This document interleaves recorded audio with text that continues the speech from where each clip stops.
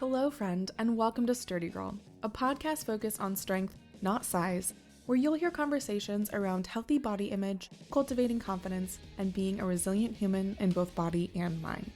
Sturdy Girl is the podcast where we shift the focus away from your appearance and on to living the big, rad life you deserve.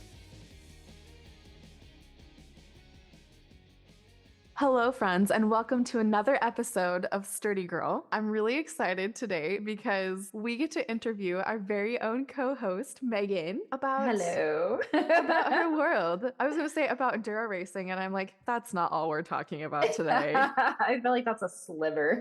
Yes.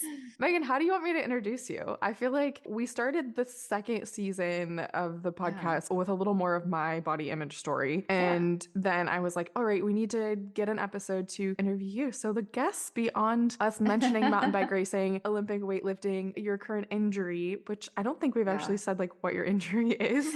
It just hinted that I'm injured. You get to tell your story today. Yeah. So it's exciting. How do you want to introduce yourself? Tell me about you. What do you do? Oh boy. I feel like I'm in one of those introduce yourself icebreakers at work. Like 3 interesting facts about me now.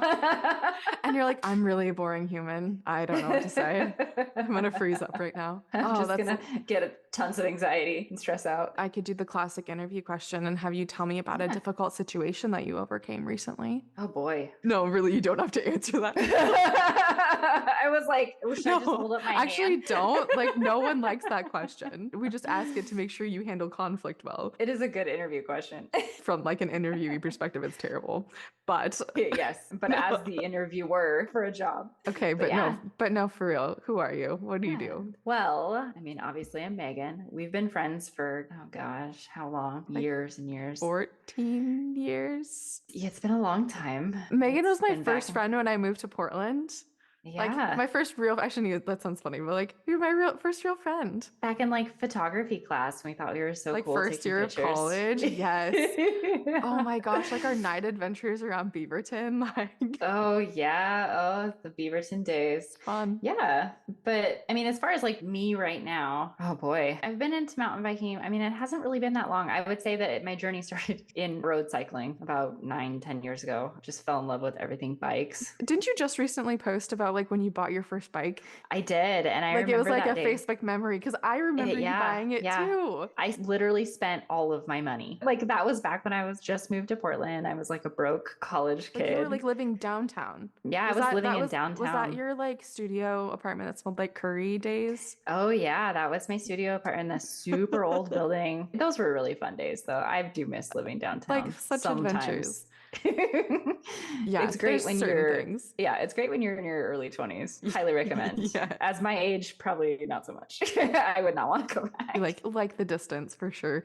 I like having a backyard. Same. Although I say we bought the house for the dogs for them to have a backyard, and then they don't even care about the backyard. But I care about the backyard. It's a place where I can drink my coffee in the morning. Yes. Okay. So road cycling like nearly a decade ago. Yeah. How long have you been mountain biking? I got into it during the pandemic. So probably like 2020. So I think it's been about 2 solid years of actually riding and about maybe 3 years of putting my feet into the, back in the day when you thought you were like, I got a mountain bike, but then I didn't really do anything with it. But yeah, it hasn't really been that long. And I feel like a lot has happened in the time. It's pretty crazy. You kind of just dove in headfirst with it, which I think is really awesome. I did. And I think like I'm really into volunteering with a trail organization. And that has been so fun. And it's another way that you can get like really involved in the community. It's been a really helpful time to have that part of the community when you're injured as well. Yeah. Because you're like, I can still go to these things and I can, hang out with the same people. Connect with people. Yeah. And still be part of your unique little community that you have, but in a different capacity right now. Exactly. Yeah. And so I've been doing some work for them. So when you're talking about like volunteering on trails, is that digging trails? Like, what all's involved? Tell me more. Oh, it's so fun. Well, it's fun if you like manual labor. I was gonna say, if you like man and a shovel. Would you like to spend your weekends covered in dirt? Then I got a thing for you. But no, really, it's like cutting trail and going out and like flagging areas. Also working on like conservation. So it's not just about let's build a gnarly trail in the middle of nowhere. It's more of like, all right, well, what impact is this going to have on the surrounding areas? And I'm kind of learning learning more, like, I've had a lot more exposure with Oregon Department of Forestry, so ODF. I feel like I'm going on a side tangent, but it's just so fun. But like having more experience with that and like realizing the impact that you can also make in the forest for conservation. So I know that they did a lot of work to try and get one of the parts that we have in the Tillamook State Forest considered as like protected land. And it's kind of cool when you think about it, because you go out there and you see so much logging now happening. And it's always worrisome as someone who likes outdoor hobbies. This could be hiking, this could be mountain biking, anything. Trail running. But yeah. exactly. But you are always kind of at that risk if you're on a land that's owned by a company or public land sometimes, like you're on that risk of, is it going to get deforested? Yeah. So yeah. Look at you. That is so rad. It's okay. fun. You were mentioning to me earlier a little bit about just like the representation in that space too. There's not a ton of women that you see really out there digging. I think there are areas where it's better. The trail organization that I'm working with a lot, we do have a pretty good core group of girls, which is really exciting to see, because you've got all these ladies out there hanging out with each other and they're covered in dirt and they're hauling buckets of rocks, and you're just and like, having fun. Like we're all out here together. That's exactly. really cool. Okay, yeah, so I don't even think I know the answer to this. How did you get into enduro and mountain biking? You said you started it during the pandemic, but was there like a person that introduced you? Was it like perusing Instagram? Yes. What was your introduction? All of my road cycling friends decided that they liked mountain biking more. Cough, cough, Adam, Taylor, that whole crew. And every time I was like, do you want to go for a ride? They were like, we're mountain biking. So I was like, okay, fine. We don't like the road, loser. We've changed hobbies now. And now they're all back into road cycling, which I'm like, come on, guys. But that's how it goes with any. Yeah. Have both. I mean, as you see behind me, I have both. So what is it? Because just talking about like not seeing a lot of women on the trail and doing all of that, we've talked a lot about this just interpersonally. What has it been like as a woman in the enduro racing space? Yeah, it was really interesting. So this last year, I was really fortunate, and I really just looked into it. I got onto a team and was on Fazari's team for the 2023 season. And we did some of the big mountain enduros, and those are the most difficult races I think I've ever done. The most difficult day of riding that I've really ever done, because they're 2 days. And in that 2 days, I don't know. Let's go backtrack here. Let me explain what an enduro race is. I was just going to say, I was like, please tell me like I'm 5 what enduro racing is versus mountain biking, because I feel like a lot of our listeners maybe won't track. Exactly. What enduro racing really is you're not timed on the climb, but you're timed on the descent. Okay. So you still have to work and get up, and you might be looking at a day of anywhere from 3,000 to 5,000 feet of elevation. You're climbing that with your own little legs. So really it's the endurance part of it. And they do give you a time cap. It's not like they're just like, by the end of the day, come back. But you got to be back here by 2 p.m. cutoff line. That's when the race ends. And they try and split it up by categories too. So you have certain categories that go in together. I would think about it in the easiest way of, you're not timed on the up, but you still got to climb it. It just matters how fast you can get down. So it's kind of like downhill racing, but you have the suffering part. You have to do the suffer. Okay. And it's fun. But the BMEs were rough. And as far as like body image, it definitely was hard. I was the only female on our team. And the guys were great. I love them. They were great. But it was always a little funny. Like even when we got our uniforms, I think I was like on the bigger end of the men's size uniforms. And you have these guys that are like fit, and mountain bikers are generally pretty slender. And then you have me, and I'm like, I actually need like at least the men's medium, maybe a large. In the pants. Actually, the men's large. I'm a sturdy girl. Thank you. I've got like pretty thick legs, and that's really tight. It is definitely, I think there's a lot of improvement that could go on. It is kind of a men's sport, and I think it's really starting to shift, which makes me excited to see that happening in the community. But when you're in the race scene, you kind of have to be like, all right, let me find a couple girls that I can hang out with in the handful that have registered, and you're going to spend the next 4 days with these girls and just try and get through it and bond with them. Whereas I feel like with the men, it's a lot different seeing that. They go out and, they're in packs There's and droves. dudes everywhere they go. Yeah. Yeah. Do you feel like it's impacted your ability to like progress at all? Or like, I'm sure you probably had some really good connections with people at different races. Oh, yeah. I did feel like one thing that was pretty hard is I was so new to it. And when I was on the team, I felt like my skill level was not quite where it needed to be. I think there was a lot of pressure on that point where I just always felt like I wasn't progressing fast enough. I wasn't doing good enough. I wasn't fast enough on the course. It did weigh on me, I feel like, a lot. Well, I mean, you're so new to it too, though. Yeah. Which is hard in the moment when you are part of a team. Yeah. And I did to recognize awful. that. I will say I did awful at the BME, but I finished it. So I'm like, all right, that's fine. If I had to walk through that finish line, I was going to get there. So I did the one in Arizona. That was the one I finished. And I mean, I had a bone bruise on my leg and was still trying to ride. And it was like an indent. I mean, I was beat up. So talk about grit, right?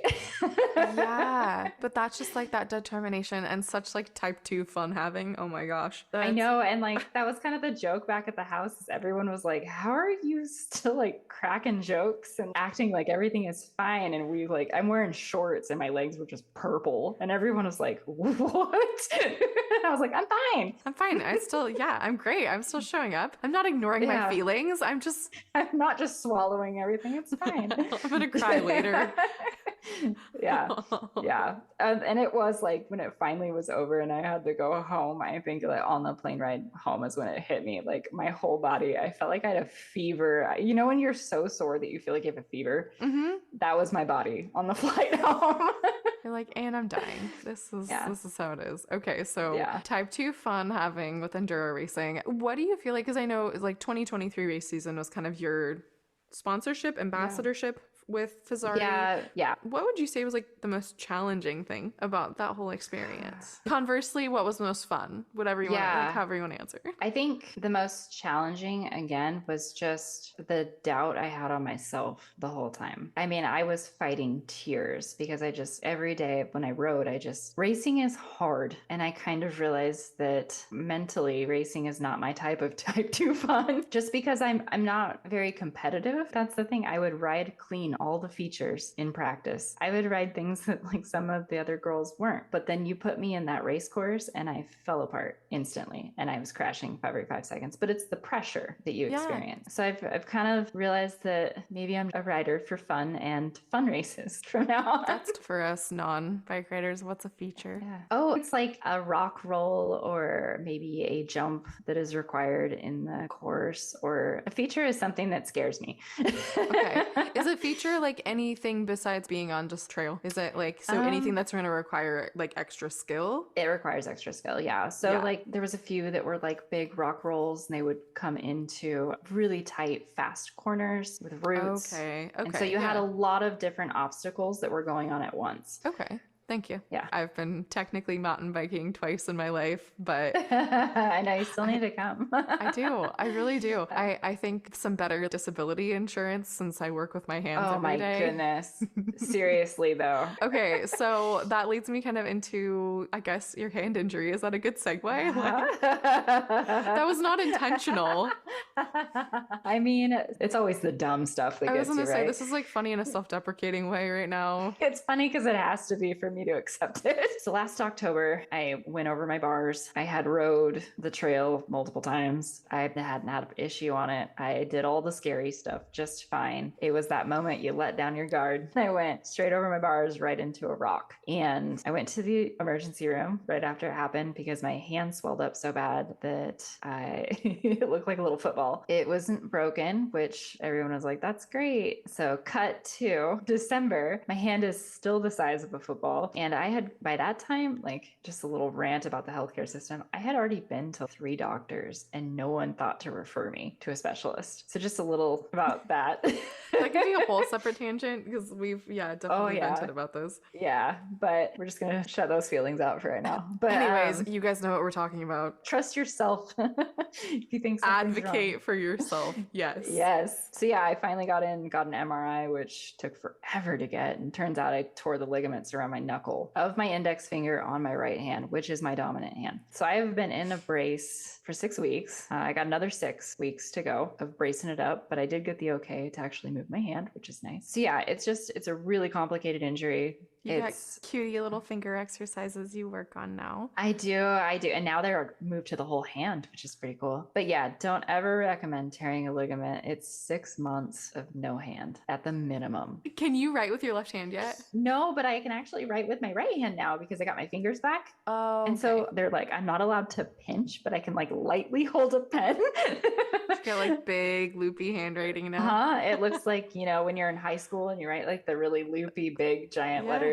Yeah, that's my handwriting. You got some things there. Okay, so how has the hand affected kind of your, I'm going to say well-being, right? Because we could talk body image, we could talk about like self-confidence, talk about the fact that it's like taken away Olympic weightlifting and mountain biking and all the things, taking away all the good things that you love. I have to go back to hiking. No, I love hiking. Honestly, it was really devastating when I found out. I'm a pretty like self-deprecating humor kind of person, and it's kind of how I just manage things. And you know, you're just like, all right, just gotta take it one step at a time. Like, go laugh it off. It's okay. When I got the news, it was pretty heartbreaking because I had also at that time already been on about probably a 6-month break from the Olympic lifting because I was in the race season. Yeah. And I didn't just have the capacity to do both. And I had gained already a little bit of weight. There's something when you can feel and notice that you've gained weight. Yeah. And so then how that in turn makes you feel about your body. And the feeling of losing that muscle mass. I think that when I was Olympic lifting, I am pretty lucky in the sense of I don't shed body fat fast, but I can gain muscle like no other. When I put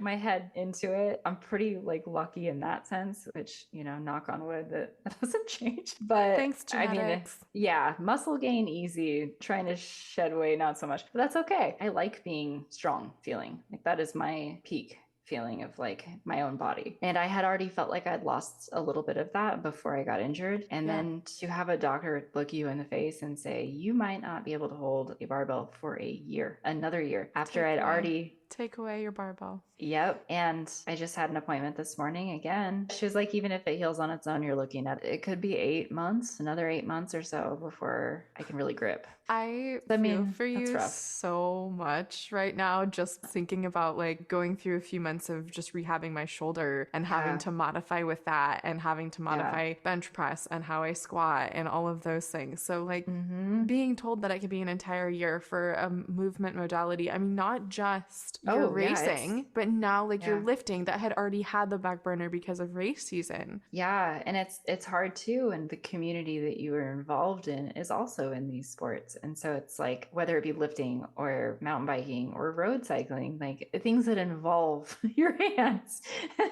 And so I'm so thankful for the group of girls that I found with trail building because they saw that and sensed the need for us to kind of like, we should have a hobby. Another one of our friends broke her wrist for not mountain biking. And I think they kind of collectively saw we need something that's going to hold us together that's not just biking. Because obviously we don't know if everyone's going to be okay.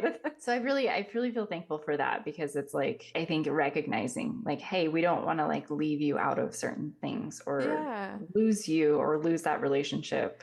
Just having that sense of community and belonging when you're going through injury and the frustrations and everything that come with that. I mean, that's part of the definition of self-compassion is knowing that you're not alone. Common humanity is what they call it, but it's essentially knowing you're not alone, knowing that you're not the only person going through something like this, and having that sense of community is so important. It really is. And I feel like we've talked about this before, but it's so important to have people like in your corner and recognizing also like, hey, I've been there too. And I try to not be bitter because I have had friends recently be like, I broke my hand and I'm out for 4 weeks. And I want to be like, oh, tell me again how terrible it is.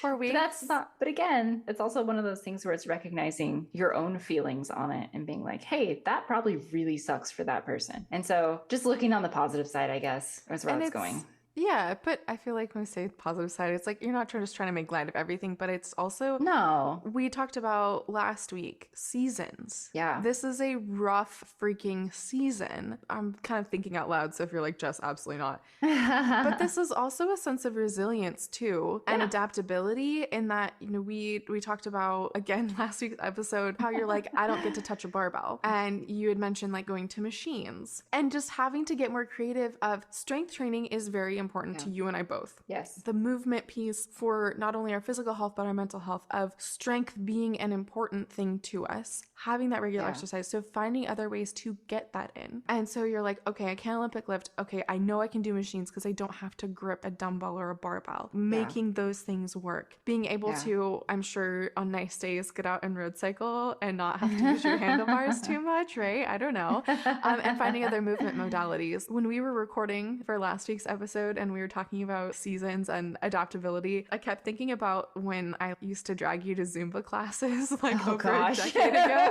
I'm so bad at Zumba. Same. That's why we're always in the back of the class. But like, that was my attempt at diversifying and trying different things. And there's a reason I didn't stay doing Zumba classes. But I just say that in an effort to be like, going through a season where you have to modify, where you have to change things up. And it's like, okay, this is my first love. This isn't even my second or my third. Like, how can I find movement that's going to help me not lose my mind? Yeah, absolutely. This injury is kind of one that it almost feels a little silly because I still can do so much. I do think that there's that piece of guilt where you're like, it's not even that bad. How much do you do with your dominant hand, with your index finger? Like, did you not realize how many things you do with your hand until it gets injured and you're like, oh my God, everything? I think one of the biggest ones where I was like, oh, I could take this time when I'm injured and I could get back into painting. And I was like, oh, duh. Oh my gosh, do it with your left hand. Paint. I should. That would be so fun. Okay, if you don't know how to answer this question, it's totally fine. But I was just, again, thinking out loud. I'm thinking in the vein of this season and body image. Body image is our perception and the lens with which we like look at our bodies. It's not necessarily how our body appears, but when we aren't moving in the way that we enjoy or the way that we are used to or the way that brings us the most sense of fulfillment, it changes the way we perceive our body. And then when we're like, okay, you were already in off season from Olympic lifting. And so you're like, I recognize that muscle mass has been lost. How has it been reconciling, like, this is the way my body looks and feels right now. It is not how I want it to look and feel. It doesn't feel as much like my own, while also recognizing that it's a season. I've been a lot harder on myself. And I know that part of that is a silly reason, but going to the doctor a lot. I got weighed and I feel like it kind of started this little bit of a spiral for me. And then because of the lack of activity also that I can do that I'm used to, I have a very hard time running on a treadmill for an extended period of time. And mentally, it's not so much the physical that it's difficult. It's just the mental piece of it. I fight with myself a lot to run, but I do love it. But you know, sometimes it's a struggle, a lot more than it is to jump on a bike and burn 1,200 calories and climb up a hill. And so I think there's that guilt piece that I feel a lot where it's like, even though like nothing really has changed in my diet, like nothing has really changed in the way that I'm doing things, but I was so active, but that mentally helps you so much too. Like, you know, I feel better. I feel less anxiety. I feel less stress. It's like a good outlet. And you take that piece away and then you're trying to find something to supplement it with. Sometimes it doesn't work out super well. No, not at all. And there's also that sense of control too. Yes. Right? Yeah. Where you're injured and there's nothing you can do but wait. You can't speed up the healing process. And so then you're finding these other movement modalities, if you will, and trying to see like, does this fit? No. Does this fit? No. Just exploring those things. Because I was also thinking about going through just from the seasonal approach of, you went from how many hours a week of, let's say, I'm going to call it just loosely training, between mountain biking and lifting and just riding in general and doing those things to having things be severely restricted and being frustrated with your body, with the healing time, with the time it takes, with not getting answers from doctors for literal months. Yeah. And the last thing you want to do when you're like, okay, I do not enjoy running on the treadmill. And so then you've been kind of dabbling in running right now as a way to explore, like, is this movement I enjoy? But you're like, your body and your brain's like, Yeah. it's not a bike. It's not, Yeah. it's not a barbell. Right? It just doesn't compute the same way. And the machines are also, it's just not the same. But I'm adapting to it a little bit more. At first, I tried to kind of forcefully jump back into running too much. And then my hips were hurting, my knees were hurting. It was just too much too fast. And I kind of forgot. I was like, well, I'm super active. It's fine. I can do it. But it's a different type of activity. And it's a different And level of impact exactly. than cycling. Taking a step back and then redoing it was a little better. And actually giving yourself compassionate patience and resuming. Yeah, I was just thinking about, we've had this conversation, I don't know how many times about, I'm going to say getting older. Obviously, we're in our 30s. I'm not saying we're old. Please don't come after me for saying that. But in your early 20s, or if you're either of our husbands, you can go from relatively no activity to arbitrarily running 6 to 9 miles without having run for months at a time. And wake up completely fine, or like go out with friends until 2 a.m. dancing and then get up at 6 o'clock for a 20-mile long run. Those were the early 20s, or those are our husbands now. And it's just so not fair, because that's something that, like, I'm running a half marathon in April for fun. I'm not doing any speed work. I'm just like having fun training for it. And I have to be really mindful of how I ramp up mileage and intensity when I'm like, nope, my old little ankle injury, it's flaring up. Okay, I gotta be a little more diligent about my warm-ups. Oh, I gotta... What's a warm-up? I'm the worst person to coach. I'm like, yeah, I did all of that. Yeah, of course I did. I'm just gonna mark incomplete in the app. It's all good. It's fine. I did it. Accessory work? Oh, absolutely. Gosh, don't even get me started. Okay, just thinking along the lines of, like, keep it broad scope, body image, self-confidence, of working through a freaking injury. Do you have any tips for our audience? Any favorite thing that you would say, if you're gonna remember one thing about Megan's interview, what would it be? I think that, like, I know this is gonna sound silly, but like when I start to feel just so frustrated, overwhelmed in so many different capacities right now. I also just went back to school, so it's like there's so much stuff going on. You have nothing on your plate at all. No. Yeah. Empty plate. Yeah. I just try and, like, I wouldn't even call it gratitude, but I just try and laugh at myself and laugh at the situation. I feel like once I start that kind of, like, oh my goodness, it's just smiling though. I know it sounds so funny, but it really helps get me out of some of that funk. I mean, that's just one thing, but like also leaning on people that you trust and that you're close with, and that also are positive for you to be around. Because I will say that with a little asterisk, because like if you had no friends and you do love them as people, but they have a tendency to maybe be more on the negative side, that can really be harmful sometimes when you're already in such a headspace that's so hard for you to get out of. So absolutely not saying don't hang out with people. Just maybe try and choose who to fill your cup with. Yeah, I completely understand what you're saying. And I think to your point about just the gratitude, and what you're describing is coming back to the present moment. And I don't want to sound woo, but I'm listening to an audiobook called Is Buddhism True? So it's talking about like different parts of that and being present piece of it, of like, there are a number of shitty things. It's really shitty that you have very limited use of your right hand right now. Yeah. But there are also so many other good things in your world, and you're finding those and finding reasons to smile. And that's not like, I always hesitate when people talking about like being positive or focusing on the positive. I'm like, this is not toxic positivity. No. There is value in saying, this is a shitty situation. I am accepting my reality, but I also recognize that within this same reality, here are good things, and I'm acknowledging those. Yes. I think that's like a huge part of it too, is being able to just look at what's happening around you, and that accepting piece of it. And I feel like I've really been trying to work more on that, where it's like I'm not trying to immediately shift my focus away from things, because I feel like there might be a little bit of a blurred line between like, just don't think about it, for me personally. And so someone saying like, oh, well, think about the happy things you have, but it's kind of just going back to that, like, yeah, this sucks. I get what you're saying, where you're like, I'm accepting of the reality and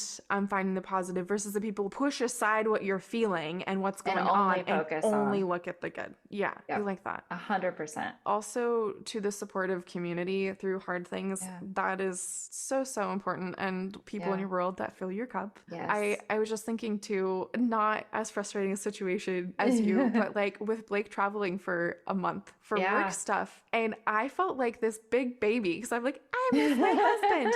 Like, I'm a strong, independent, grown-ass woman, but I really miss my husband. And but I'm sad. I'm sad and I'm alone. And like feeling really silly for that, struggling with that or struggling with not having him around. I got really obsessive about my to-do list every day and got really anxious about my to-do list. And I'm like, dude, this doesn't really matter. My point in this is that I found myself withdrawing more because I'm like, well, what am I going to say to my friends that I'm sad? That I'm sad that my husband's doing cool stuff for work and I'm home?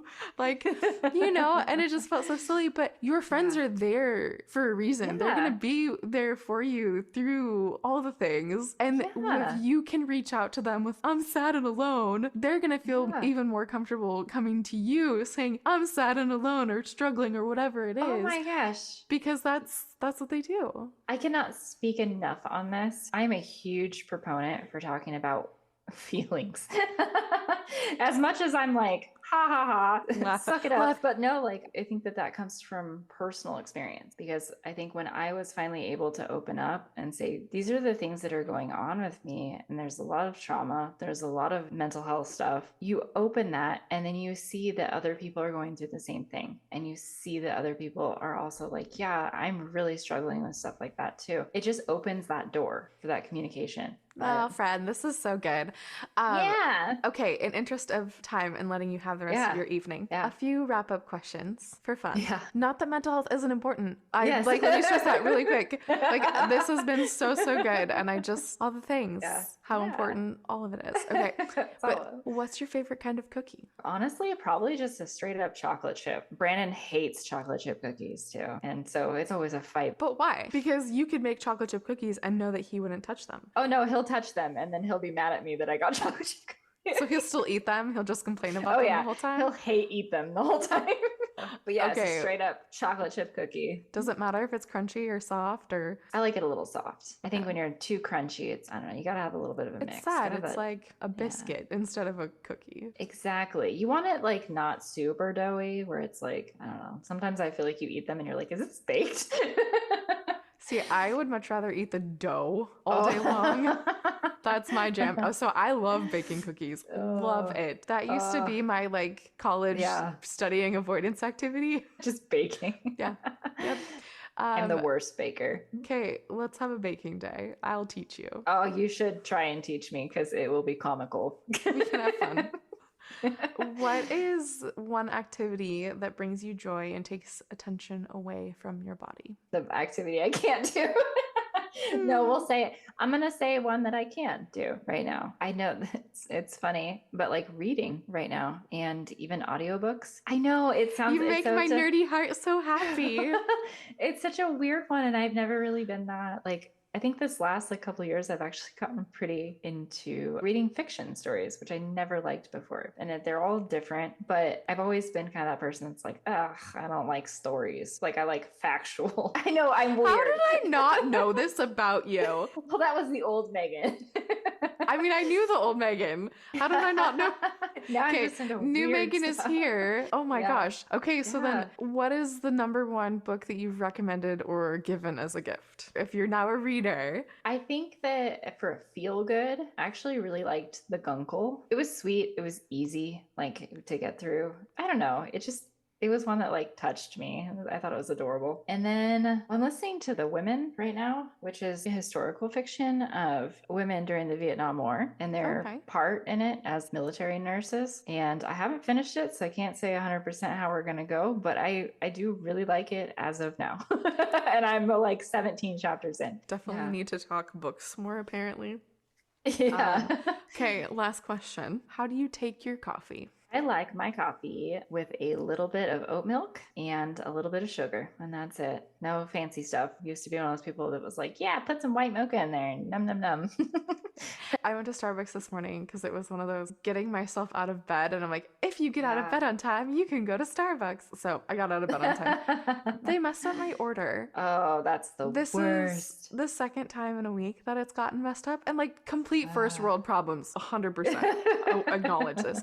I like the taste of coffee. I love the taste of coffee. And whatever drink I got today was like 27 pumps of sugar-free hazelnut in this iced coffee.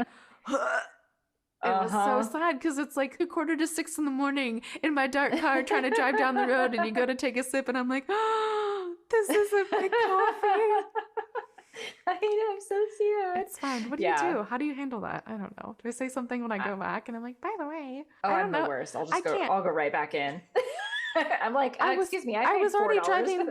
I was already driving down the road. Yeah, at that time you just got to suck it up and drink the sugar. All right, ma'am. Where can our audience find you besides on the Sturdy Girl page? I mean, you know, the socials. I'm on Instagram. What's your handle, lady? It's got to tell them. Oh boy. Do you even know what it is? I think so. It's at MEZIMMZAIK. It's a combination of my last names. My last name is... But if you can't find her, she's on the Sturdy Girl page. You'll find me somewhere. It's good. I'm sure I'm tagged in something. All the things, all the Sturdy I got a Girl. really long, complicated last name with a lot of Z's, so... Okay, this was so much fun. Thank you. And I really enjoyed it. But let's wrap up until next week. Yeah, I'm excited for next week. All right, friends. And thank you so much. Of course. I learned things about you today. This is so rad. Megan likes reading. I think that's like your biggest one that you were like, what? I can't wait to like send you all my Goodreads recommendations. Since we are continuing in this vein, friends, about books, I feel like we need to, I'll put in the show notes, I'll put my Goodreads link. So if you guys are readers too, we can share a little book recommendation. But okay, we're going to for real sign off this time. We'll talk to you next Friday. If you enjoyed this episode, please, please, please follow us on Spotify, Apple Podcasts, wherever you listen to your podcasts. Like us, leave a review. Now that Sturdy Girl apparel is here, which go check it out if you haven't, we are looking at putting together some shirt giveaways for people who leave reviews. So keep that in mind, and we'll talk to you next week. Bye.